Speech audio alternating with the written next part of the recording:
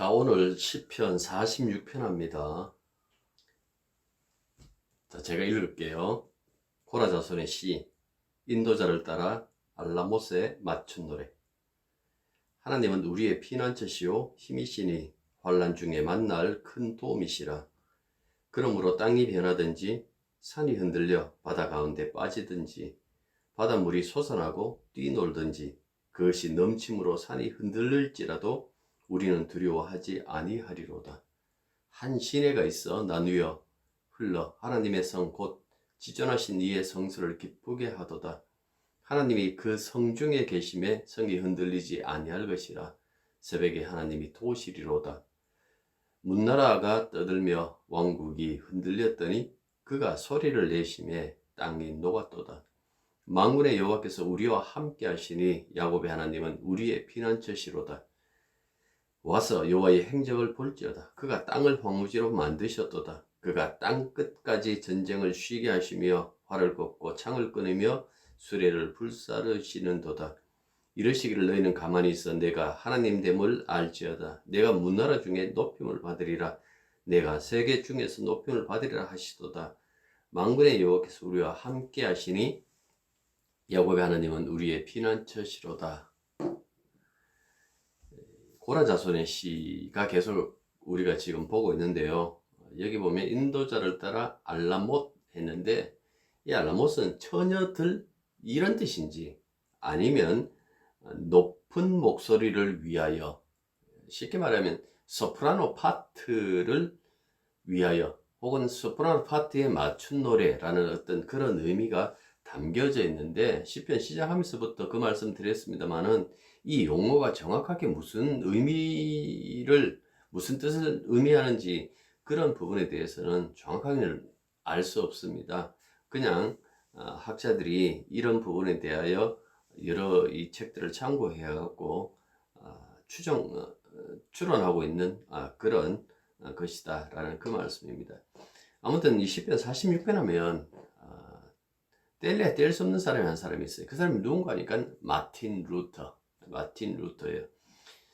루터가 신성 로마 제국 브론스에 의해 호출을 받잖아요. 95개 조항을 이 성전, 이 성당 문 앞에다 붙여놓고 항의를 하다가 이 브론스 의회에 호출을 받고 가기 전에 이 시편을 읽고 용기를 얻어서 가요. 그래서 브롬스 의회에서 자신의 주장을 처리하라는 황제 카를 5세의 요구에 그는 당당히 이렇게 얘기를 합니다. 나는 신앙 약점을 거슬려서는 아무것도 할 수 없다라고 이렇게 말하고는 그들이 다 보는 앞에서 이렇게 기도해요. 내가 여기 있사오니 오 하나님 저를 도와주소서 하고 이렇게 기도했다라는 그 말씀입니다. 후일 루터가 이때의 경험을 이제 찬송으로 남겨요. 루터가 쓴 찬송이 우리 찬송에 한 곡이 남아 있는데 그것이 바로 내주는 강한 성이요 라는 그 찬송이에요. 그리고 여러분들 우리가 읽어보면 알겠지만은 읽어보십시오. 1절, 2절, 3절 이렇게 읽어보시면 이 시편 46편과 관련된 또 하나의 찬송이 떠오르실 거예요. 그게 뭔가 하니까 피난처에 있으니 환난을 당한 자 이리 오라. 땅들이 변하고 물결이 일어나 산 위에 넘치되 두렵지 않네 라는 그 찬송가 70장이죠. 이 70장도 바로 이 시편을 바탕으로 쓴 가사다라는 그 말씀입니다. 그러므로 이 시에 46편에 제목을 붙인다면 피난처 되시는 하나님, 이것이 가장 적당할 것 같습니다. 왠가 하니까 1절 보시면 하나님은 우리의 피난처시오 라고 이렇게 하잖아요. 11절 보십시오. 뒤에 보면 야곱의 하나님은 우리의 피난처시로다 하고 이렇게 마친다고. 하나님이 우리의 피난처라는 그 말로 시작하고 그 말로 끝맺기 때문에 이 제목은 피난처 되신 하나님 하고 이렇게 붙이면 가장 적절하겠죠. 자, 46편은 3년으로 되어 있어요. 1절부터 3절까지, 그리고 4절부터 7절까지, 그리고 8절부터 11절까지. 그 하나님을 자신의 피난처로 삼은 사람은 1절부터 3절은 뭐 자연의 격변을 이렇게 얘기를 해요.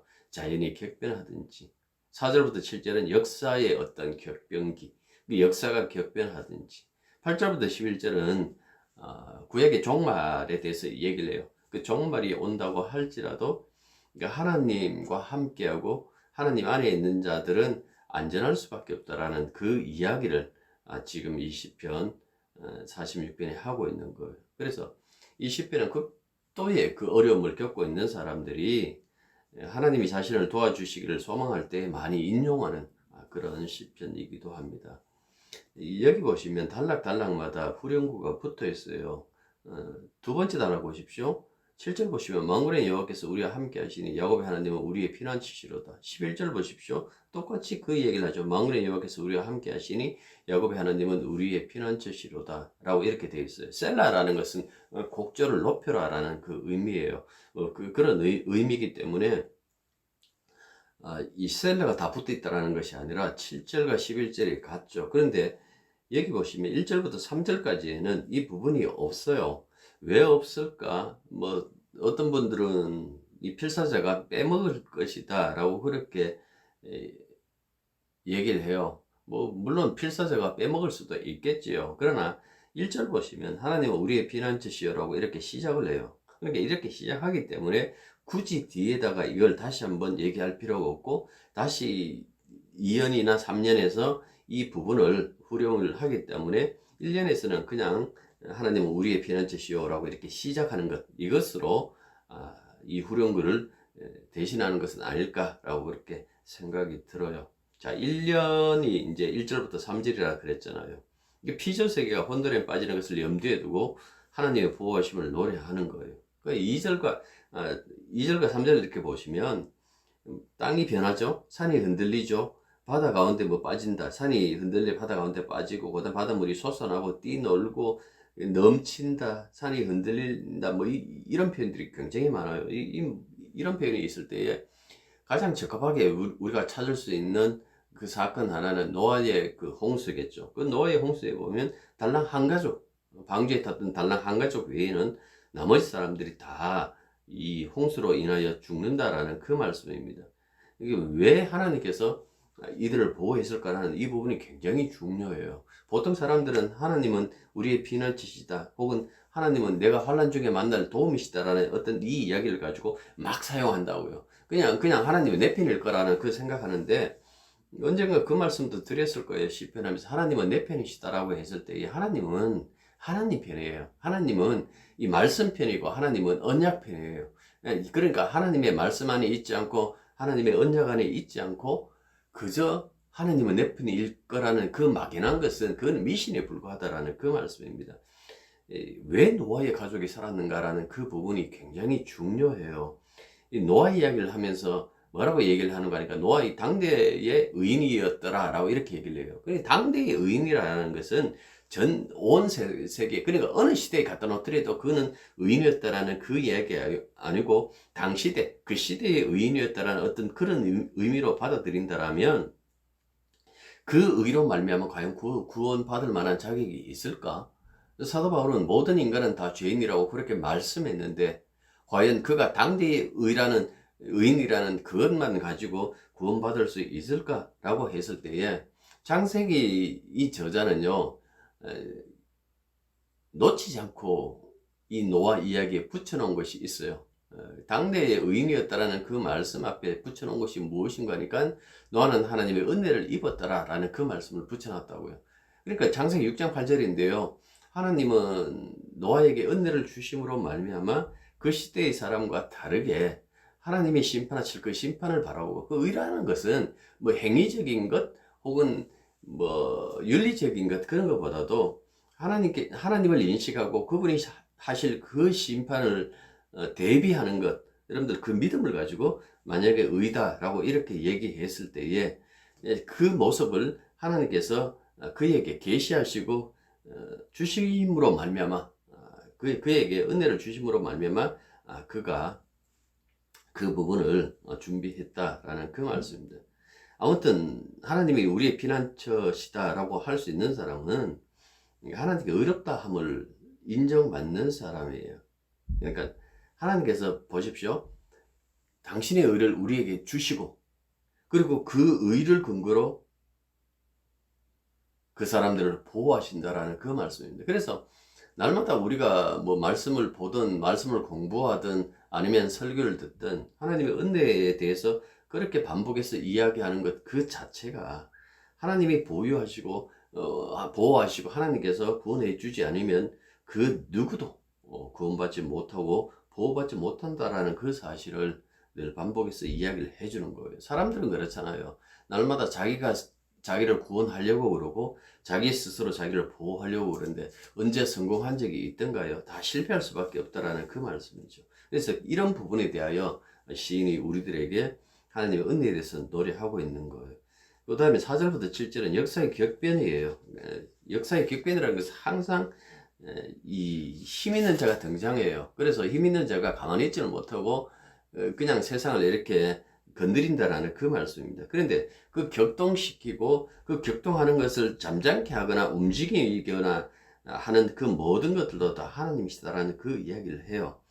4절 보시면 한 시내가 있어라고 이렇게 시작하고 있죠. 이 시내, 이 시내라고 하는 것은 강이에요. 이 나할이라는 이 히브리어 단어를 보면 지속적으로 물이 흐르는 강을 말하는데 보시다시피 여기 보면 그 왕국이 나오고 그 다음에 이 하나님이 계시는 거처가 나오는 거 보면 예루살렘을 이야기하는 것 같은데 예루살렘에 강이 있습니까? 강은 없어요. 예루살렘에 강이 없다고요.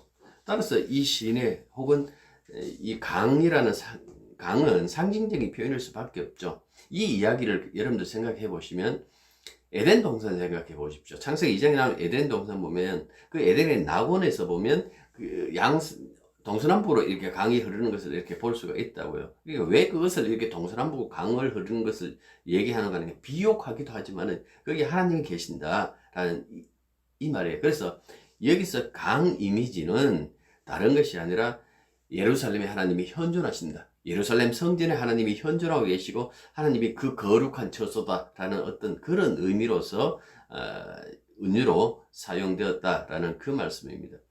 이 4절을요 마틴 루터는 이렇게 해석했어요. 강이 여러 시내와 함께 하나님의 성을 기뻐한다 하고 이렇게 옮겼는데 70인역은 강의 줄기들이 하나님의 도성을 즐겁게 하고 지극히 높으신 분께서 당신의 거처를 거룩하게 하셨네 하고 이렇게 옮겼어요. 그러니까 이 이야기를 통해서 조금 전에 말씀드린 것처럼 예루살렘 그 성전에 계시는 그 지극히 높으신 하나님의 그 거처, 그것이 가장 거룩하다. 그래서 그 거룩한 곳은 그 어떤 역사의 변혁이 일어난다 할지라도 하나님의 도성은 안전하다라는 어떤 그 의미를 담고 있어요. 그런데 생각해 보십시오. 예루살렘 성이 무너졌나요? 안 무너졌나요? 예루살렘 성전이 무너졌나요? 안 무너졌나요?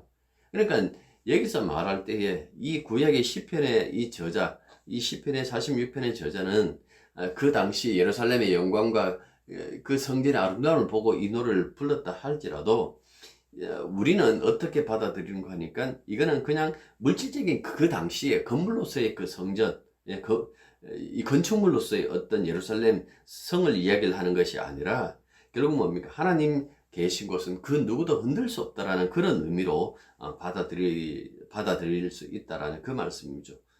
그래서 5절 보시면 하나님의 그 성중에 계시면 성이 흔들리지 아니할 것이라 새벽에 하나님이 도우시리로다. 새벽 하는 것은 그 밤이 다 이 깊은 밤, 그러니까 그 어둠의 세력이 물러가는 그때가 바로 새벽이잖아요. 그러니까 하나님께서 역사하시는 그 순간을 새벽이라고 은유적으로 묘사하고 있는데요. 이때 하나님의 백성은 하나님이 역사하시는 그 순간 하나님의 백성은 그 은혜를 얻는다라는 그 말씀입니다. 앞서도 제가 은혜라는 얘기를 하고 지금도 은혜를 얘기를 하는데 은혜라는 것이 그냥 내 하고 싶은 것, 내가 소망했던 것, 무엇을 얻고 무엇이 되는 것이 아니다라는 그 말씀입니다. 성경은 은혜라고 했을 때 최종적으로 신약에서 그 얘기를 해요. 우리 죄에 대한 심판을 우리 아닌 다른 분에게 전가하는 것 이렇게 얘기를 했어요. 그러니까 예수 그리스도에게 우리의 죄를 다 전가하게 하시고 우리를 구원하시는 걸 갖고 은혜라고 이렇게 얘기를 한다고요. 웬만하니까 의가 있어야 하나님 나라의 백성이 되고 의가 있어야 그 나라의 백성이 되어야만 하나님을 피난처로 삼기 있기 때문에 은혜라고 했을 때에 바로 하나님, 우리의 죄는 전가되고 그분의 의가 우리들에게 들어오는, 그러니까 우리는 죄를 주고 의를 받는, 하나님의 의를 받는 그 과정을 통해 가지고 그 나라의 백성이 되고 하나님을 피난처로 삼을 수 있는 그 안전함을 얻을 수 있다라는 그 말씀입니다. 그런데도 우리는 이런 것들을 가지고 은혜라고 생각하지 않죠. 항상 뭡니까? 누가 무엇을 얼마나 누구보다도 더 생산적이어야 하는지, 그런 사고방식이 늘 우리 뇌리 속에 박혀져 있는 거예요. 무슨 소리가 아니까 늘 우리들 속에 있는 그 욕망에 대한 그 성취, 그런 것들 밖에 가지고 있는 것이 없다라는 그 말씀입니다. 그런데 여러분들, 우리가 이 세상에서 이루고 성취한 그것을 가지고 과연 천국에 갈 수 있을까라고 했을 때 그럴 수 없어요. 늘 자주 했던 말씀이 뭡니까? 내가 목사라고 목사로서 천국 가는 것 아니에요. 성도만이 갈 수 있어요. 목사는 목사인데 성도가 아니면, 그런 사람도 얼마나 많아요? 성도가 아닌 목사는 천국 못 간다고요. 그렇기 때문에 정말 중요한 것은 내가 이 땅에서 무엇이 되었나라는 것이 아니라 하나님의 통치를 받으며 과연 이 천국으로 들어갈 수 있는가라는 그 부분이 굉장히 중요하죠. 여러분들, 새로운 새 땅에서는 모든 것이 다 새롭게 되잖아요. 하늘도 새롭게 되고 땅도 새롭게 되고 그 하늘과 땅 사이에 살아가는 인간들도 새로운 피조물로서 이렇게 창조가 된다라는 그 말씀이죠. 그러니까 우리가 지금도 막 이놈의 몸뚱아리 얼마나 귀하게 여깁니까? 아프면 약 먹고 병원 가고 그렇게 해갖고 이 몸을 살려놓는데 이 몸뚱아리도요, 가지고 가지를 못해요. 그렇잖아요. 예. 결국 뭡니까? 흙에서 왔기 때문에 흙으로 돌아갈 수밖에 없는, 그러니까 이 땅에 던져놓고 나중에 주님이 다시 오시면 새로운 몸으로 신령한 몸으로 창조된다라는 그 얘기예요. 그런데도 불구하고 지금의 이 몸 가지고, 지금의 이 땅의 것 가지고 하나님께 영광 돌리겠다라는 그 생각, 그런 어떤 이 추구하는 그 사고방식 그 자체는 굉장히 탄세포일 수밖에 없죠. 좀 더 멀리 보고, 좀 더 미래적으로 생각하고, 좀 더 이 시간과 공간을 다 깨트려버리고 그 속에서 하나님과 1대1로 만난다라면 모든 것이 다 새롭게 되는, 그 과정을 우리가 생각해 본다라면 여러분들 어떻게 살아야 되는지 그 해답은 분명히 여러분들 스스로 찾을 수 있으리라 믿습니다. 자, 3년은 8절부터 11절까지인데요. 종말 사건을 염두에 두고 있죠. 구약의 선지자들은 하나님이 역사 전면에 등장하는 그 순간을 여호와의 날하고 이렇게 명명했어. 여호와의 때다라고 이렇게 명명했어요. 소위 말해서 이제 구약의 종말이죠. 그러니까 하나님의 통치로 영원한 평화가 오는 순간이다라고 그렇게 얘기를 했어요.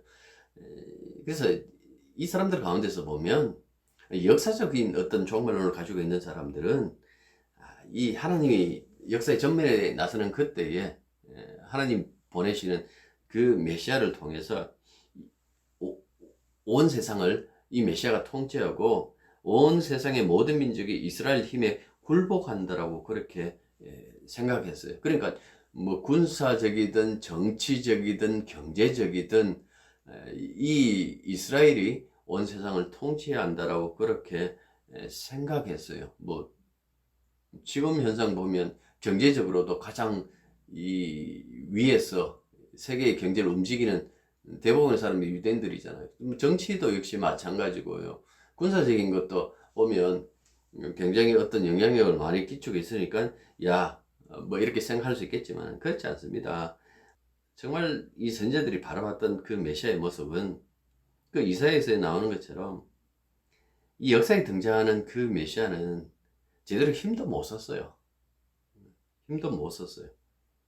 이스라엘의 구원자는 힘은커녕 나약하기 짝이 없는 그 인간으로 오시죠. 예수 그리스도. 그리고는 십자가에 자신의 몸을 던져 죽음을 맞는 그 모습을 우리들에게 보여주셨다라는 그 말씀입니다. 그래서 사람들이 생각하고 있는 그 종말의 구원의 모습과 하나님이 예기치 않게 그렇게 아들을 보내시고 그 아들을 통해서 구원하는 그 모습과 전혀 다른 모습이라는 그 사실을 우리들에게 설명해 주고 있죠. 그래서 예수 믿는 사람들의 특징들 두 가지예요. 하나는 철저하게 힘 위주로 예수 믿어요. 예수 믿으면 무조건 잘 돼야 된다, 건강해야 된다, 뭐 축복받아야 된다. 소위 말해서 삼박자 축복이라고 했던 그 조영희 씨의 어떤 그 유형을 따라가는 그런 신앙인들이 굉장히 많죠. 이건 다수를 차지하고 있어요. 그래서 소수는 어떤 사람들인가? 소수는 예수님이 가신 그 길을 따라가려고 하는 그 사람들이죠. 그러니까 예수님이 당하셨던 그 고난을 당하지만은 결국 여기 5절에 있는 이 새벽, 하나님이 역사하시는 그 순간, 하나님이 그를 부활시킨 것처럼 우리들에게도 부활의 그 새벽이 온다라는 어떤 그 의미를 가지고 끝까지 예수님 가신 그 길을, 십자가의 길을 따라가려고 하는 그런 부류, 이 두 부류로 나눠진다라는 그 말씀입니다. 누가 천국 들어갈지는 여러분들 생각해 보시고 스스로 한번 답을 내려 보시길 바랍니다. 그러니까 노아 홍수와 같은 자연이 격변하든 아니면 3차 세계대전 같은 역사가 격변하든 아니면 주님이 다시 오시는 세상의 종말이든 하나님의 최우선 그 관심은 여러분들 이런 거예요. 이 세상을 다시 새롭게 하겠다라는 그 말씀이에요. 그러니까 새 창조, 모든 것을 완성한다라는 그 말씀입니다. 늘 우리를 십자가 부활로, 이 그리스도의 십자가의 부활로 몰아가시는 것도 역시 그 십자가가 바로 새 창조의 그랬잖아요. 새 창조의 빅뱅이었다라고 그렇게 얘기를 했잖아요. 그러니까 이 새 창조, 이 새 창조의 빅뱅이 일어났기 때문에 새 창조에 속하지 않는 모든 것들은 나중에 심판이에요. 우리 몸뚱아리도 심판받는 것은 이게 이전 것이잖아요.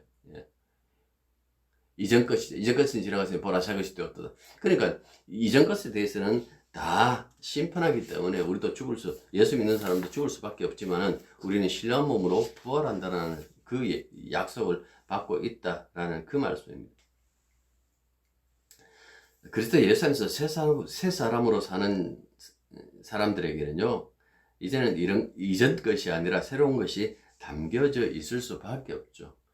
그러면 지금은 새로운 것은요, 예수님밖에 없죠. 부활하신 예수님. 부활의 첫 열매가 되시니까 그 의의 주님을 우리 속에 모시고 있다라면 그 의의 예수님을 속에 모시고 있는 그 사람이 새로운 피조물이죠. 그러니까 더 이상 심판이 관여할 수 없는, 더 이상 율법이 정죄할 수 없는, 이제 율법을 다 이루신 주님이 우리 안에 계시기에 이제는 주님과 더불어 고난을 받고 있지만은 잠시 잠깐 그 고난 이후에 받을 그 영원한 영광에 대한 그 소망을 가지고 있는 새로운 피조물들이기 때문에 그리스도는 우리의 피난처입니다. 혹은 하나님은 우리의 피난처입니다라는 이 말씀이 이루어지죠. 예수 안에 있는 것이요. 그게 유일한 피난처예요. 교회라고 했을 때 이 교회가 그리스도 예수 안에 있을 때에 그 교회, 우리의 피난처다라는 그 말씀입니다. 다들 그리스도의 보혈로 핏부림으로 말미암아 정결케 된 그 하나님의 백성들, 그 백성들이 모여 있는 그 교회, 여러분들 그 교회가 뭡니까? 하나님을 늘 피난처로 삼고 있는 그 유일한 곳이다라는 그 말씀입니다. 10절 보십시오. 이러시기를 너희는 가만히 있어 내가 하나님 됨을 알지어다 라고 이렇게 말씀하고 있어요. 나서지 말라라는 이야기죠. 지력 사건 속에서도 너희들 가만히 지켜봐라 라고 그 홍해에서 그 모세가 그런 얘기를 합니다만은 왜 그렇게 얘기를 합니까? 네 스스로 네 살 길을 찾아 애쓰지 말라라는 그 얘기예요. 그러니까 하나님이 하나님 되심을 알라라고 그렇게 얘기를 합니다. 그러니까 하나님이 하나님 되심을 알게 하기 위하여 이스라엘 하여금 잠잠하라, 지켜만 봐라라고 그렇게 얘기를 했죠. 그런데 이 말씀을 과연 사람들이 받아들이는가? 안 받아들였어요. 이스라엘 역사 동안에서 과연 이 시편 46편을 받아들이는가? 안 받아들여요. 이 군사, 경제, 정치적, 이 사람들이 보면 항상 힘 있는 자 편에 붙었어요. 경제적인 어떤 부유함을 또한 얻기도 해요. 정치적인 선택을 하기도 합니다. 그런데 이들이 진짜 구원받은 적이 있나요? 한 번도 없어요. 다 실패했어요. 구약의 역사가 실패의 역사예요. 근데도 지금도 뭡니까? 여전히 군사, 경제, 정치 이거 붙잡고 있어요. 실패한 거 붙잡고 있어요. 그러니까 인간이라는 것이 굉장히 어리석죠. 사람들 늘 그런 얘기를 해요. 역사에 대한 반성이 없는 민족에게는 뭐 미래가 없다라고 그렇게 얘기를 해요. 그거 하면서 맨날 우리가 일본 씹잖아요. 그 일본도 씹어야 되지만은 여러분들 생각해 보십시오. 우리 자신들을 놓고 이렇게 봤을 때, 신앙인으로 놓고 봤을 때, 과연 우리가 성경을 읽으면서 이 성경 속에 나타나는 이들의 이 실패 역사가 우리가 계속해서 되씹으면서 우리는 그렇게 살지 않겠다라는 어떤 그런 마음을 먹나요? 그렇지 않아요. 늘 여전히 뭡니까? 힘, 군사의 힘, 돈의 힘, 아니면 정권의 힘. 한 번도 이것으로 구원받은 적이 없다고 하고 있는데도 여전히 뭡니까? 이것이 최선의 삶인 줄 알고 붙잡으려고 하고 있다라는 그 말씀입니다. 여러분들 가만히 있으라고 이렇게 말씀하고 있어요. 가만히 있으면요, 하나님이 움직이라는 그때가 있어요. 그때 움직이면 되는 거예요. 가만히 있으라고 한다고 그냥 늘 게으르게 그렇게 살라라는 그 얘기는 아닐 것 아니에요. 하나님이 분명히 역동적인 분이시니까 우리를 움직이신다고요. 그때까지는 가만히 지켜보는 것이 지혜로운 처사라는 그 얘기를 해요. 장기하라는 그 친구가 있거든요. 독특하게 노래하는 친구인데, 가장 최근에 그 앨범 하나 냈는데, 그 앨범 중에 하나가 가만히 있으면 되는데 자꾸만 뭘 그렇게 할라 그래. 가만히 있으면 되는데 자꾸만 뭘 그렇게 할라 그래. 이게 제목이고 이게 가사 전부예요. 이걸 수십 번, 스물 몇 번, 한 30번 정도 이렇게 반복을 해요. 그냥 이게 가사고 제목이에요. 요 말만 계속 이렇게 반복한다고요. 그러니까 정말 이 노래처럼 우리도 하나님께서 어떻게 우리들에게 역사하시는가라는 이런 부분들을 돌아볼 필요가 있죠. 사도 바울이 고백한 것처럼 모든 만물은 주로 말미암고 예, 주에게로 돌아간다. 그가 본 하나님의 성질이에요. 그러니까 그 모습을 본다라면 우리가 모든 것이 다 주님 중심이고 주님께서 시작하시고 주님께서 진행하시고 주님께서 결과를 맺으신다라는 것을 안다라면 주만 바라보는 거죠. 왜요? 그분이 우리들의 피난처고 우리를 건지시는 분이시기 때문에 그렇다라는 그 말씀입니다. 그 이야기를 시편 46편의 시인이 우리들에게 노래했습니다. 기도하겠습니다. 주님이 우리의 피난처시고 우리를 건지시는 분이심을 알고 오직 주님만 가만히 지켜보고 주께서 일으키시는 그 역사에 동참하는 것을 기뻐하고 주와 동행하는 그 삶을 날마다 즐거워하는 저희들이 되게 도와주시옵소서. 예수님의 이름으로 기도드립니다.